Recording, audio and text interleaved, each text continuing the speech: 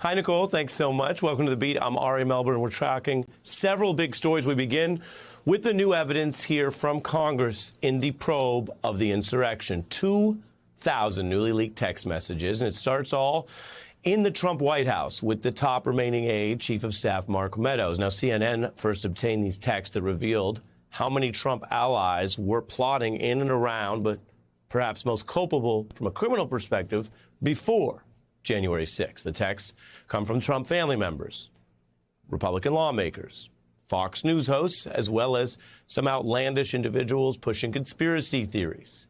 There are bombshells in here. On January 6th, the well-known QAnon Congresswoman Marjorie Taylor Greene went to the top of the White House, Chief of Staff Meadows, and said, quote, "In our private chat with only members, several are saying the only way to save our republic is for Trump to call for martial law. I wanted you to tell him." Taylor Greene also called on Meadows to have Trump declare martial law during the insurrection on the 6th. Here she was just 3 days ago, though, under oath. Prior to the inauguration in 2021, did you advocate for martial law with the President of the United States, President Trump? I don't recall. In those meetings, you discussed with him your advocacy for the idea that there should be martial law declared in the United States. No, I don't recall ever discussing that. Well, are you saying it didn't happen, or are you saying you don't recall one way or the other? I don't recall ever discussing it. You can see there someone who has been probably prepped by a lawyer, based on what we know, trying not to outright deny it, which would be perjury if you can prove that they're knowingly denying what they remember they said. So recollection becomes a dodge. Now, in the text messages to the White House, we also see communications between Trump's family, like Trump Jr., and the top staffer there trying to stop the mob from ransacking the Capitol. Donald Trump Jr. says, quote, "This is one you go to the mattresses on. They will try to blank his entire legacy on this if it gets worse." Trump's own son, in the moment, secretly talking to a staff member because apparently Donald Trump Jr. didn't understand how much his father would like, relish, appreciate, and cheer on that spectacle at the Capitol. Then there's heat on Sean Hannity because on Election Day, Hannity texts Meadows, "NC going to be okay?"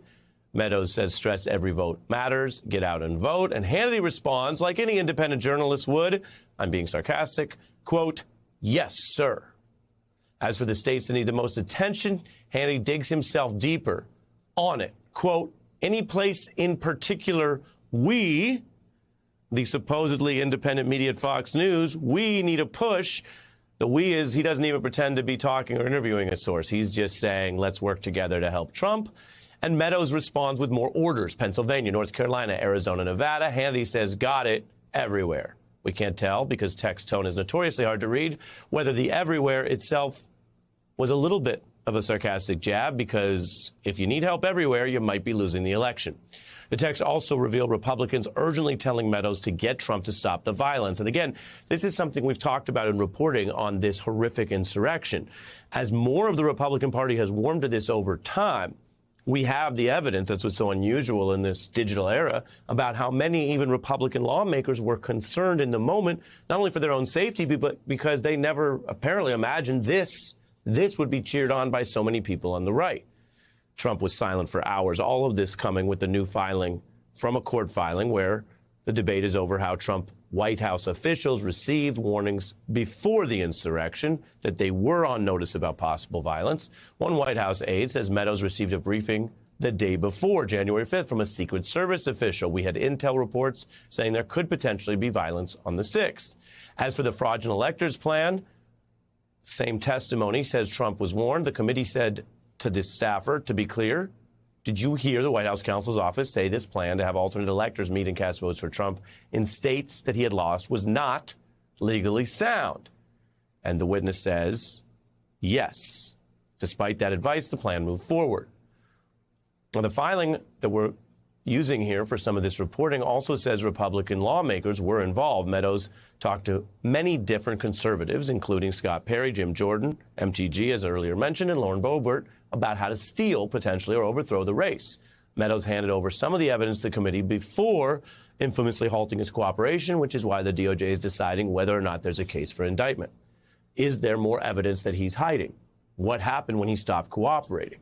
And given how much evidence that's important to the safety of the democracy as well as potential criminal trials is in what is available, does that in any way impact how Attorney General Garland considers whether to indict that aide on the recipient list of so many of those messages and going back and forth with Hannity and Trump Jr. and everyone else?